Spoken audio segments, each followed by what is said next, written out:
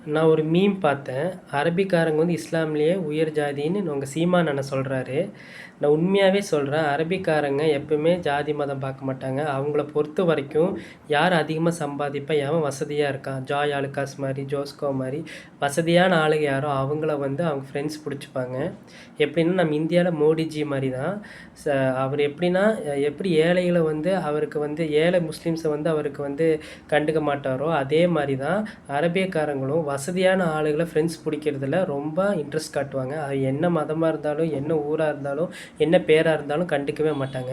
அந்த ஹிஸ்ட்ரியே தெரியாம, நீங்க வந்து இப்படி ஒரு குழப்பத்த உண்டாக்குறீங்களே சீமான் அண்ணா, தயவு செஞ்சு நீங்க அரசியல் விட்டு போயிருங்க. உங்களோட ஓட்டாவது எங்களுக்கு கொஞ்சம் உதவியா இருக்கும்.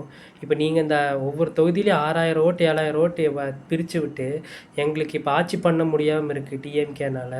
எதனாலனா, நீங்க ஓட்ட பிரிச்சனால தான். நீங்க கண்டிப்பா ஜென்மத்துக்கு ஒரு தொகுதி கூட ஜெயிக்க மாட்டீங்க. ஏன்னா, உங்களோட கொள்கையும், சித்தாந்தமும் கொஞ்சம் கூடி ஒரு விளங்காத ஒரு சித்தாந்தமும், கொள்கையுமா இருக்கு. அப்படி இருக்கும்போது, நீங்க தயவு செஞ்சு இன்ஃபர்மேஷன் ரொம்ப தப்பா சொல்றனால தான் உங்களுக்கு ஒரு தொகுதியும் கூட கிடைக்கல.